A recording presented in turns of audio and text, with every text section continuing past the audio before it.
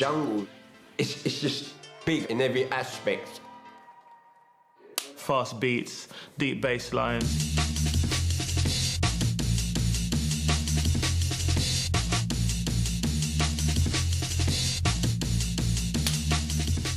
When you're making jungle music, there's no rules.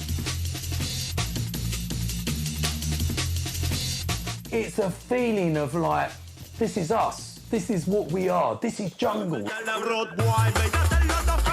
Jungle is something that is very unique to Britain because we have that specific mix of the British vibe with the Caribbean or the African as well. You can't get in any, I don't see being made in any other country.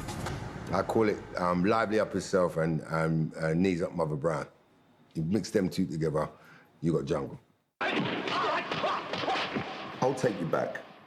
In 1988, 89, there was a scene known as the Acid House scene. There were hundreds of thousands of young people going out every weekend and they were raving to Acid House music, taking E's, taking pills, going raving for days and days. A lot of us used to go to these Acid House raves. You've got to remember, there was a lot of madness going on in those times. There was oppression going on, it was a tough time, there was high unemployment. People wanted a release. The government, because these raves were illegal raves, saw fit to ban Acid House raves. But the thing is, in these raves was the start of most of the subgenres of music in the early 90s. Like hardcore, trance, garage, jungle, they were all there under one roof. As a result of that, all of these genres, they split up and they went into clubs.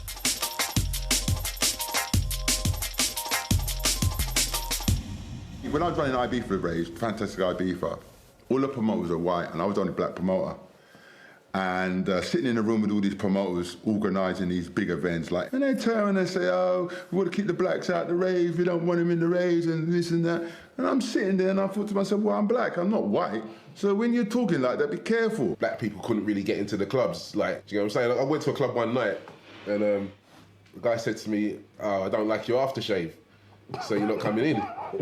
Do you know what I mean? That's how bad it was back then. This is like real stuff, man. I thought, you know what, this has got to change, man. And I thought to myself, you know what I'm gonna do? I'm gonna show the inner city about the blackness.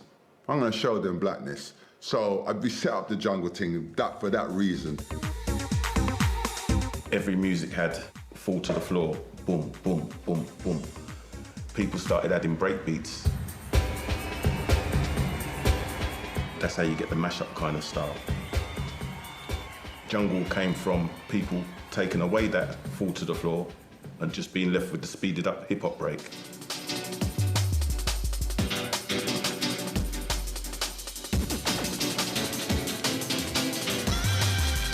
Whereas hardcore would be about 150 BPM, jungle would be at 165, 170 BPM.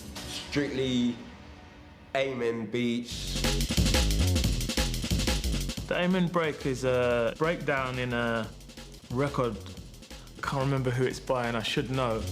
One of the most used drum breaks in jungle up to this date.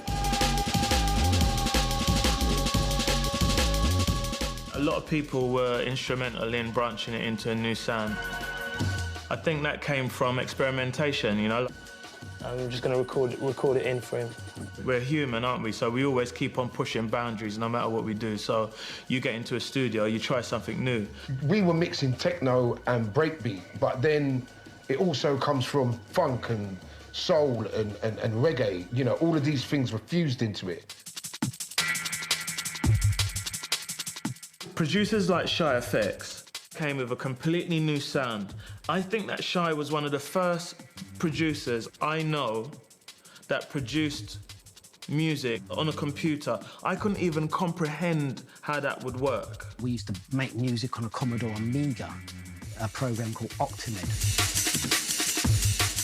Oh, the Akai sampler to me is instrumental in the birth of electronic music. We took all of this equipment that people didn't really fuck with and broke it open and started fixing it and making it our own. The sound was rough.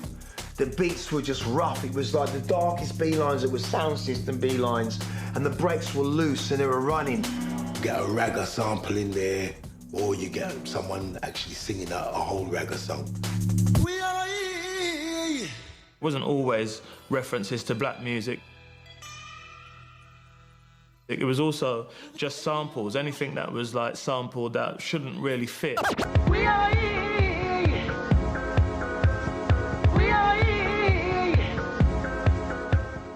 People's been bantering with the name, trying to get a name for this music.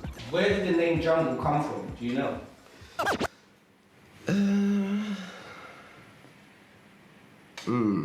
We'd actually sampling a James Brown's album. When that James Brown album had Jungle Groove, 1975 Jungle Groove, and I said to him, sample the album, man, and call the damn thing Jungle Techno. He came and he said, we're going to use this word jungle for this music.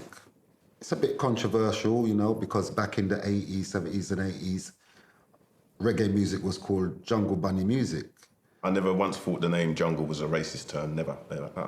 The term for me, which is subjective to how I saw it, was concrete jungle. I heard Fabio say it. Man, this concrete jungle music's mad, you know, because we didn't know what to call it. Concrete jungle. And it kind of made sense to me because I've grown up in an interior of a concrete jungle, because the madness that goes on where I live, it's like a fucking jungle. And it's concrete.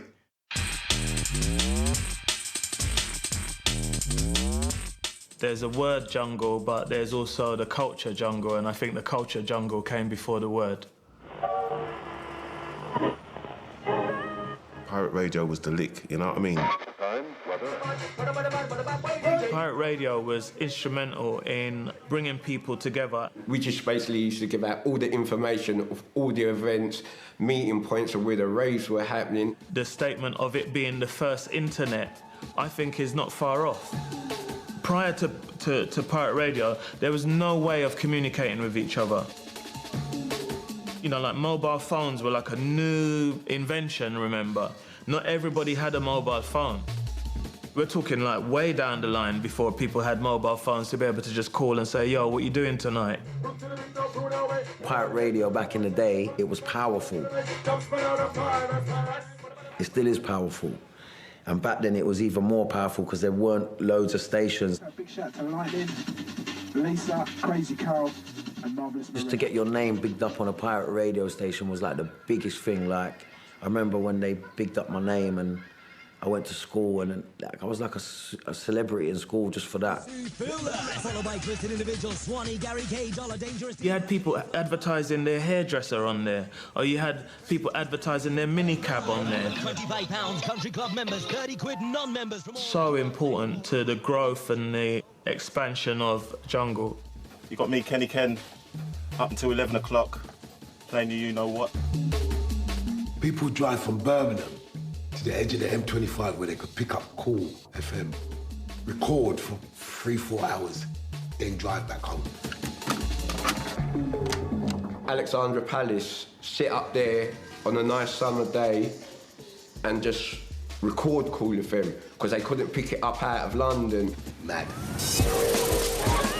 Cool FM is the Premier League pirate radio station. Cool FM is the #1, the champion, the creator, everything. You know, if it wasn't for Cool FM, I wouldn't be sitting here now. I've been on Cool FM 30 years. I've been offered radio slots on legal radio stations, and I've turned them down. Why? Because they're going to tell me what I need to do. They're going to tell me what I can't play.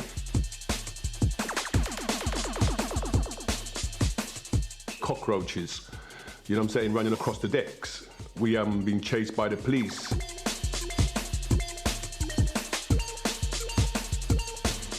I've done it because I love the music, and if we got money along the way, it was a bonus.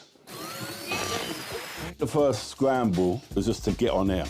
Back in the day, proper radio men and people who respected each other, you'd keep 2 digits away from anyone else. Just cuts down your frequency, because if you're jammed in, you don't get out as far because you're getting blocked in. You look for a gap somewhere, and at that time there was a gap on 945. We were well clear. with a pirate radio station, you've got your aerial on a tower block and your transmitter and that. You put your aerial on the highest point possible, like would be one of these tall blocks here, and you transmit. Cool FM have the experience and the expertise. We used to abseil down the building from the roof down to about the 18th floor at the side of the building. No ropes, no harnesses. Putting the transmitter in and securing it and then climbing back up to the top of the roof. When you're young and you've got so much love of doing something for like your station, just do what you had to do. The adrenaline in your body keeps you going. So you're putting your life in danger? That's what you do for the love of music.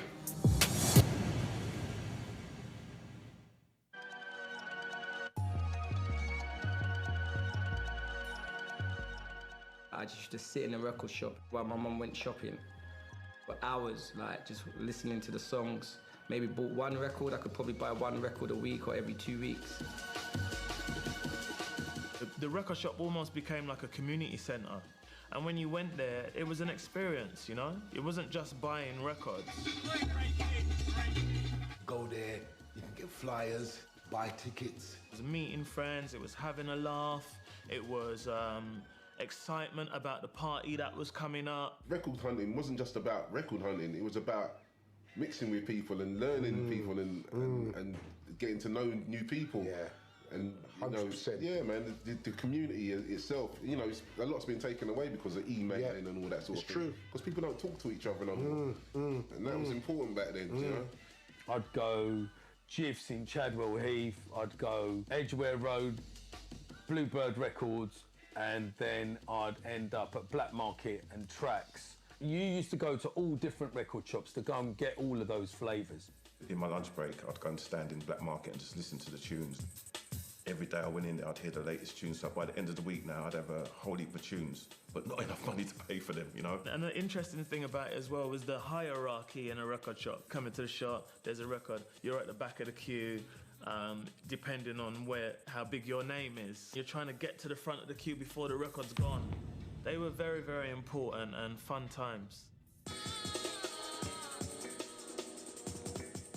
The importance of Music House and dub plates was integral to what was going on. A dub plate's a piece of metal. It's actually metal. You bring a dat and they put it in and Leon would cut it onto a piece of metal for you. It was £30 a pop. It wasn't on sale for everyone to just go and buy. Only a few people had it. Shy FX, Message, that was the biggest dub plate in the world. And I was the only person with it. The amount of money I spent on dubs, some weeks it'd be a couple £100. Other weeks it could be as much as £1,000.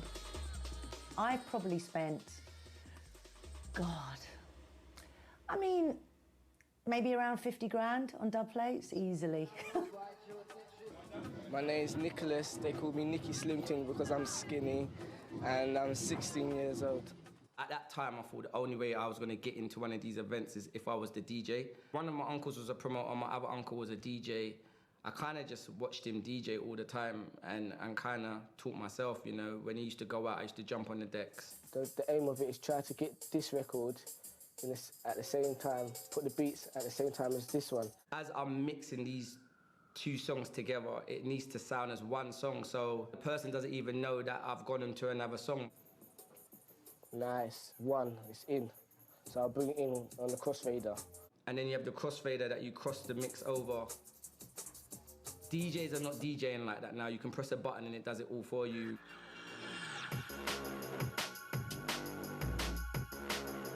There was quite a few of us female DJs, but of course in those days, one wasn't allowed to DJ in the main room, you see. I remember the promoter come up to me, and I didn't know it was the promoter at the time. I don't even know how I got the job. And he was like, "What do you think then? What do you think?" And I was like, "That's all right. I mean, decks look like they're Fisher Price, needles are crap, but what do you want, eh? I guess this is as good as it's going to get for tonight." And he was like, "Well, I'm the promoter, and who are you?" And I was like, "Oh, shit, you know." And he said, what's your problem? And I said, my problem is I want to be in there with Fabio and Groove. I want to be in there on the I want to play that room with all the buttons. And he was just like, you know, calm down, that's not going to happen. So sort of patted me on the head, but it became an ongoing joke. Every week he would come up to me and go, still pissed off, Rap? And I'd be like, yep, still shit. And then one night Fabio didn't turn up and he just came up to me and he went, you better be as good as you say you are. And I was like, watch my dust. Vroom, off I go. And into that room I went. And I just tore the shit out of that place. And I got a residency that night, and that was it. I became the first female to ever play a main stage. You sort of go on there, and you just know what people need. A DJ's gift, in a way, is telepathy. It's an art form, you know? Jungle 94, it took over. It was one of the biggest things in the world. It was the sort of like the punk rock, the rock and roll of that time. You walk down the road and all cars be playing at their cars, playing tapes. I just remember seeing thousands of people raving to this music. Sweat coming down from the ceiling, just loads of ravers just having it. It was the best experience. Girls them used to go out, get their hairs done, nails done. It was amazing how they could dance to the music in them high heels, because, you know, the music is fast. If you worked all week, you go and spend your money, buy the latest outfit, and yeah, you just want to be seen.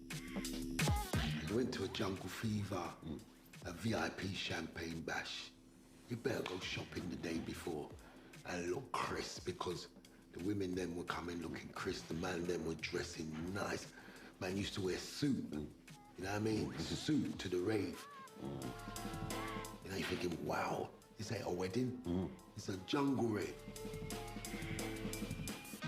I'd never been to any kind of event, really, apart from like house parties on the ends. So walking into a big jungle rave for the first time, thousands of people, just the whole experience of it, seeing, you know, UK guys on stage doing their thing, that was the first time I'd ever known what it was or whatever, so I was just totally blown away by it. And it's literally, as I came out of that event, I was like, oh my gosh, I want to know who these people are, I want to get into this scene, I want to be a part of this. The main thing that kind of got me recognised was I just started MCing about things that I thought most of my people that I was hanging around with would relate to. Playing Street Fighter, like cars or whatever, so you had things like the Auto Trader lyric that came out of it. Enter Auto Trader, Skibidi the supplier, Laguna, Toyota, MR2 Celica, Cavalier, Kelly Ibra, Astro or Fiesta, enter my space cruiser, dealing with your matter, no Skoda, Strada, Honda, check Mazda, no Corsa, Sierra or Frontiera, for the bitty Benz, for the bitty Beamer, hyping up for the temperature, we deal with the matter, deal with it proper. Jeez!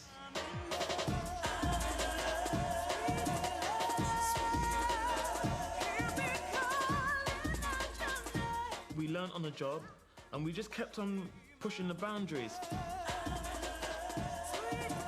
It's exciting. You know, you don't have to go to work anymore because you're getting paid as a young black man. It's like you're not supposed to be there, and we're here, and we're legal. And that was a really nice feeling.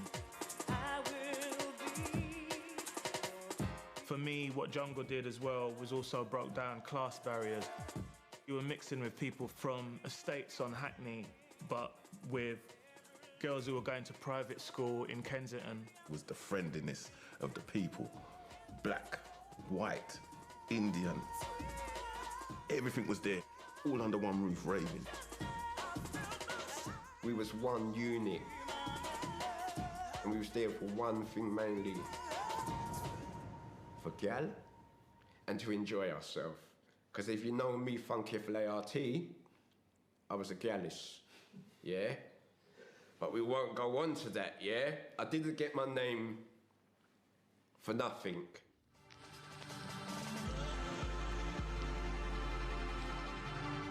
I always thought that jungle was too good to just be kept to a few.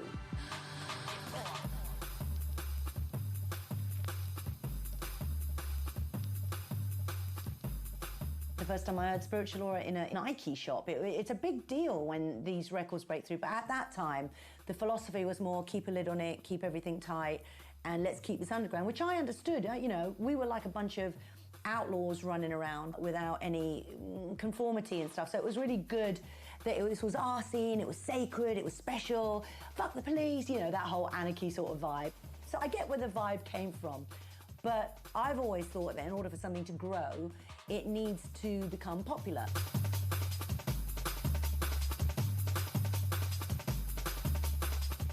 So when Incredible came along, it was just like, oh, this has just opened this doorway. Hey, is the camera rolling? Yeah. Incredible was and is the biggest jungle tune in the world. Wicked, wicked, jungle is massive. Wicked, wicked, jungle is massive. You can't keep a good thing a secret forever anyway. How did Incredible come to be? Oh, this question. Love it. General, leave you alongside the MB. The world is in trouble. I will tell a murderer. It goes, I am the incredible general. You can appreciate it's like over 25 years ago, so some people have different recollections of what the story is, but I'm going to give what mine is. Yo! I was in it for the love of the music. I wasn't really in it for the glory. I mean, even this is my first ever interview. I was dating a girl at the time from over East London, Michelle, and she was into jungle a lot. And she was taking me to a few jungle raves. So I was like, you know, I was still quite resistant because I was a hardcore reggae dancehall man. My dad, who was my business partner for the record label Rank Records, he had an idea to put live vocals on jungle because nobody was really doing that. I thought that this would be perfect for me, a perfect opportunity for me to demonstrate my skills in a new scene. I did a previous album called Wicked General, and Incredible was on that album. So Incredible was already written. He came to the studio and I was totally not prepared. So I thought, you know what, let me just grab a backing track, which was Style, Sweet Girl Style, a nice girl patana. So if you listen to that track, Style, yeah, go and have a listen. That is the backing track for Incredible, and I just thought that would do. I told Levy to just spit on this. I was able to be more commanding with my voice on a jungle track, which I liked. When you hear Wicked, Wicked, Jungle is Massive, I sat there for about a week chopping up his vocal and put it all together. The original dancehall jungle is there. And that's not taking anything away from what he done, because what he done was amazing. I will tell a murderer. I'm saying I am the incredible general. It's like a battling song. Then he goes off into the verse. Yo, mad the whole of them and spin them like a windmill. That means mad all the contenders, all the haters, everybody's against you. You mad the whole of them and spin them like a windmill. New talk for them, go tell them how we got the skill. New talk for them, go tell them how we got the skill. We got a new talk again. New talk, new tune again, because we got the skill. Dance can't be nice unless my name's on the bill.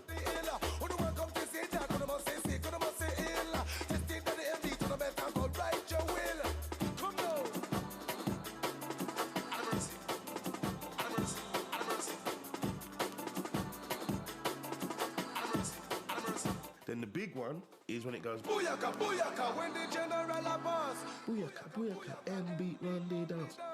Booyaka, booyaka, we don't take back no talk. That means whatever we say, we mean it. That's me pressing 2 different keys on the keyboard. Incredible. Incredible. I thought the tune had finished. Because I thought the tune had finished, I just started talking it. Incredible. And then when we heard it back, we just kept it because it sounded cool.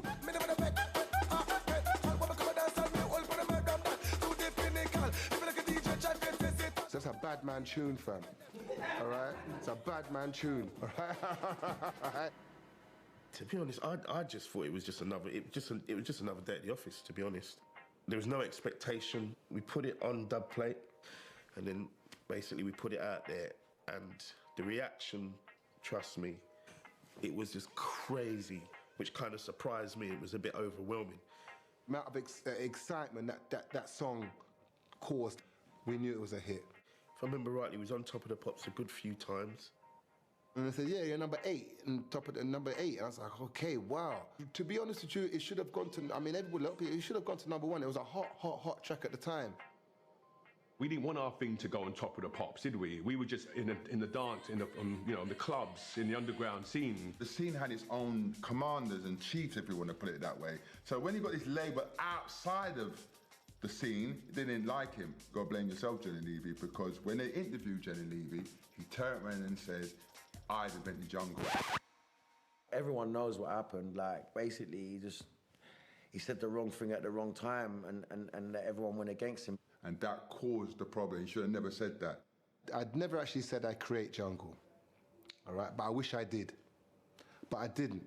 He said he never said that. He said he never said that. So, and I believe that he never said that. I went on a stage at Walthamstow Assembly Hall. I looked at 2,000 people and said, this is jungle music.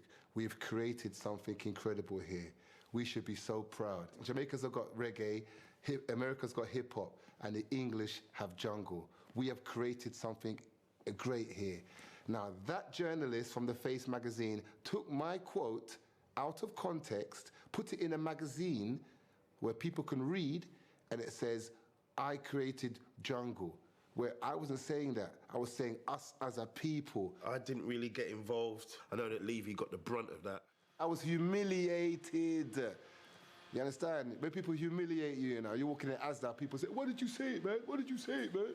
So what are you talking about? It turned on him. Not his fault, not his fault, just how the scene was at the time. They formed a committee to get rid of General Levy. If people ever knew these names, you'd be very surprised at some of these names. Some of your favourite DJs was on the committee. I got invited in on this meeting. They turned around and said nobody should play the tune. And a few people listened to them. And it was like, how could you do this? Why stop playing the man's tune? I remember basically being told that we shouldn't play this record, we should boycott this record. And big up DJ Rap, because she was the only person who played. She went against the grain. Big up, Levy. I nearly got killed for you. And she played it. I actually started all my sets with it just to make a point.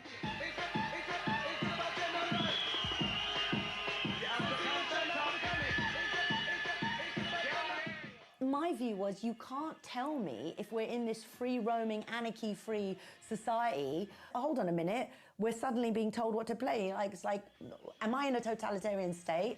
I mean, we are right now, but that's another story. But, like, Someone said ban his tune. I said, all right, I'll go along with you lot. Do you want to ban it? They said, yeah. So we banned his tune on call, which, I don't know, I got no regrets, because what I did.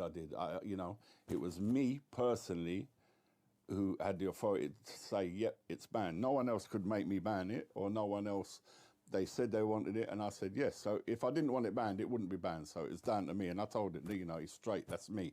I did that. We were alienated within the scene, where people wouldn't work on the same bill as us. If we were on the bill, this big DJ wasn't coming. They teamed together, clicked together, that we don't get no bookings, we don't get nothing, we don't get any support. How much copies did you sell in that time? Well, this is the big question. That's something I don't know. I know it sold a lot. Unfortunately, I was never accounted to. You sold not a penny? Not a penny, no. 0. Didn't make a penny from Incredible. Wow. Yeah. Fam, let me tell you something. I had to go and sign on. Imagine you got a big tune and you got to sign on.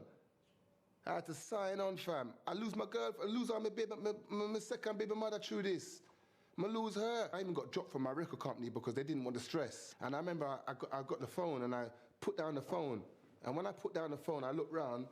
This is not true. This is like in my kind of mind. I put down the phone and the door was open and she was gone. It's like, I lost the deal. What? I've lost the deal. What, really? Okay, no problem. Yo, babe, the door was open and she was gone. I was going for a real bad time at that time, to be honest with you. I was in a very bad space. My father, We had a disagreement. Obviously, it came to a head. I was kicked out of the family home, basically. And that's how I became homeless. Couldn't get recording deals for ages. I never got a recording deal again, really. And it just stopped a lot of stuff. I couldn't even get arrested in Harsden. People wouldn't even say hello to me in Harsden. I mean, I couldn't even get a bird at a club them time. I wasn't cool, you know? You know what I'm saying? I wasn't, he's a waste man. It was hard because I wasn't bulletproof and yeah, I got phone calls started happening at night. We're coming to get you. You're going to get cut. You're going to get this. You're going to get that. And that went on for about a month. And then I was just like, I'll just come round and fucking do it. But there were moments it got a bit scary. I was in the wilderness. I was on this blacklist, yeah, not getting no work, blah, blah, blah. And then one day I did a track with Sticky called Pull Up. And then we had to go to 1Xtra to go and do an interview.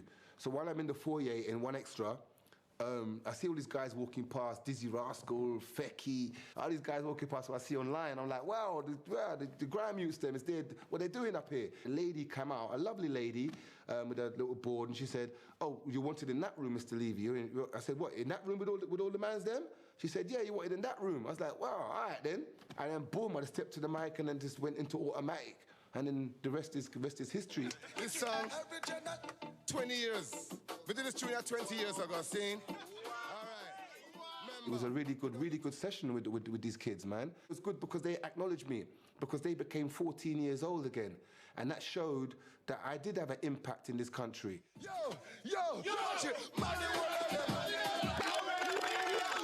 It's a classic, man. It's like, that's the song that I used to play at my school parties. That's the song that everybody knows. That's the song that is still here today, 30 years later. Yeah, General Levy and that. I started, saying the words along with him, and it sounds a bit like me as well. So, yeah, Jungle's probably the start of where I started to think, yeah, I could do this a bit.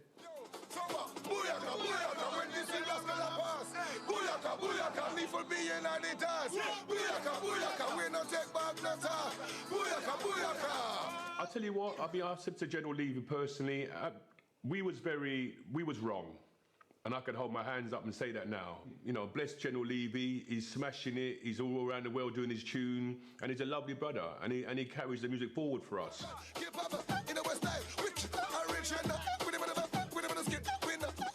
We all play the tune for him now when it goes off, so it's all love.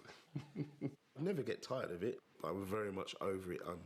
That was then, this is now. I'm certainly not trying to relive that or interested in reliving that.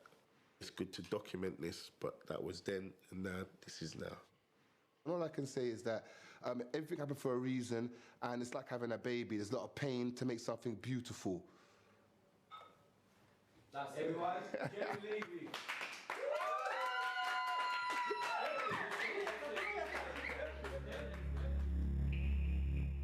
97, 98, Jungle started getting a little dark. There was a lot of trouble in Jungle Rays. There was a lot of fights happening, stabbings, and people getting robbed and stuff like that. It got so violent. The next thing I was expecting guns to come.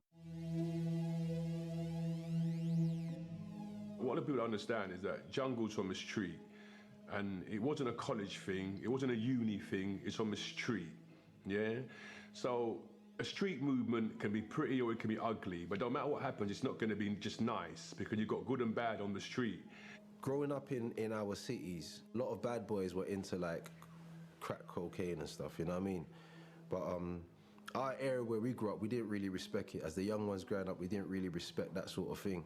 And Jungle was full of that. So we liked the music and the MCs and in awe of the MCs, but when we looked around us, it didn't sit well with us street youths. There was certain rave, you go in and you smell it straight away. It had that, you know, just like in Parliament. What's the difference? When they're going to have a powder their nose, having their parties, what do you think they're doing? But we get condemned as the bad guys. Let's all be real. The whole rave scene was built on drugs. They eat ecstasy. Without the ecstasy, there won't be no acid. So let's not go there. What happened was, when you got North London and South London and East London on the one roof, something's going to happen. It's got to kick off. People started to bring their grievances to the club. People going around snatching chains and all that. People we know got shot there and there on the floor. People getting stabbed outside. And I remember there was a time in my career where I kind of just thought to myself, like, I don't think this is for me. Like, I like this, but I might have to go and get a job, or I might have to move on from this because I'm not feeling this. Once this trouble and stuff started kicking off, you know, a lot of the club owners in the West End was like, we don't wanna, you know, take these bookings for jungle events no more. So, you know, to keep our scene alive, we had to make changes. To me, they wanted to outlaw the jungle thing. They changed up the beat to take out the ragga and the reggae, and it kind of moved it like to drum and bass form. The jungle's got soul, and it's got soul, it's got vibes, it's got energy, right? And it's got the way it is, the way it's built, right? Drum and bass ain't built that way. We got soul, man. You know, it comes from the art. We like melodies, like, and I say we, I just count us as one people, what come from where we come from. That time there was a little separation of us and them. It was like a bit of us and them. Goldie, he come down to us and he done live in the studio, an open forum. Goldie's my brother, me and him are cool, whatever. But it was like he come to destroy Cool FM that day. And he hurt us that day. Can I get some coffee, please, sir? Yes, sir. What would you like? This is a coffee with some sugar in it. Go on. Cool FM. Open forum discussion that you guys had. The Metal Gate Affair! The Metal Gate Affair, yeah, bring it, come. I'm gonna make Ron break it down for you, because you should have asked him the question. It's not a question for me. Let me get it to you. Listen, man trying to come with some Caesar shit. No, it wasn't that. It wasn't that. Goldie's doing his thing, and then there's Jungle. Now remember, everybody was protective of what like Goldie's already said. There was this protection about their arts, the craft, even me, right? At the end of the day, the elements, and a lot of the elements and negative elements right now today, it's just gone through our history, man. You hear a tune now, a man might have something in my Glock or whatever. It's just one of those things, man. Gun talk, bullshit. We are creating our own environment. I don't want to see the youth culture getting messed up. Well, I don't want to see that. I'm not having it in my corner. Do you know what I mean? I'm not having none of it. What is the difference between your scene and Goldie's scene? All right, the difference between our scene and Goldie's scene is initially the music and the clientele that go to it. That's the only difference. Right. At the end of the day, it's not like Goldie's world disappeared over here. I've always been in the same place I've always been. It just means I've got an environment where I haven't got to get on a mic on a Sunday and talk about people getting messed up and this and that and whatever, because it's safe. It's always been D&B and jungle. It doesn't really matter. It's called culture. And culture, the last time I checked, does what it says on a fucking tin in the dictionary. That's the Oxford Dictionary, by the way. Culture. It manoeuvres and moves within its environment. So for me, Mr. Concrete fucking Jungle, and D&B and whatever, when a man are looking over this fence, they're thinking it's something different. You're in the same field, sunshine. We're animals within the same field. Yeah, for real. You don't have to, you know, some people like the more techno angle of it. Some people like the more soulful angle of it. Some people like the more vocal aspect of it. Some people like the more bassy, roundy, bassy kind of. It's so many variations of it. But it just moved on. People stopped using reggae samples and stuff so Basically. much. Basically, that's all it was. People stopped using reggae samples, and you know everyone's going like, everyone's getting upset. Oh, there's no black people in it. Well, we're black. So what are you talking about? For real, man. When I started this thing when I was 22, there was no way I thought that I'd be operating with an orchestra at the Royal Festival Hall. At the Royal Festival Hall at any point in my life, because it's not where I was heading.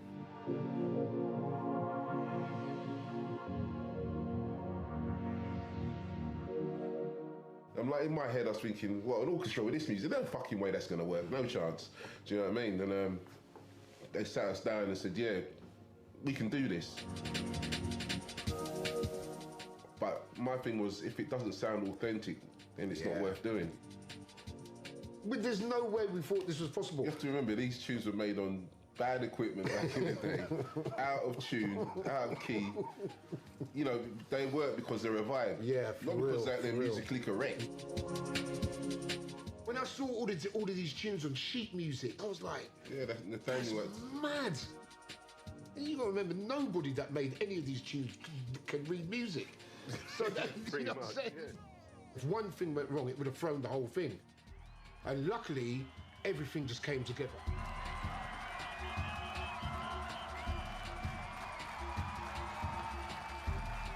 It felt like a moment for us. You know, my girl's mum was telling me that she used to go Raw Festival all and listen to Ella Fitzgerald and Dizzy Gillespie and all them kind of jazz artists, and she couldn't believe that I was actually performing there. She says it's for real. I never dreamt in a million years it would have gone as well as it did. Jungle music has never been dead. Let me just get that straight. It's never been dead. If you're standing in the 90s and you turn to 2020, give it a year, there's 30 years. But you can play this music right now in a club tonight and people go, what the fucking fuck is this music? And you go, it's 25, 26 years old. We're now ready for takeoff. It was almost like a vision. It was very, very futuristic. That whole jungle cultural movement was, I would say, the blueprint and the foundations for all the music that came after it. Basically, jungle's the daddy. That's the bottom line. That's right. Real talk, man. Jungle is the mother of UK dance music. The one uncle that's always been at the fucking party is Jungle DMB. He's the uncle no cunt wants to invite to the party. Because he comes to the party in the barbecue and starts telling the kids the truth.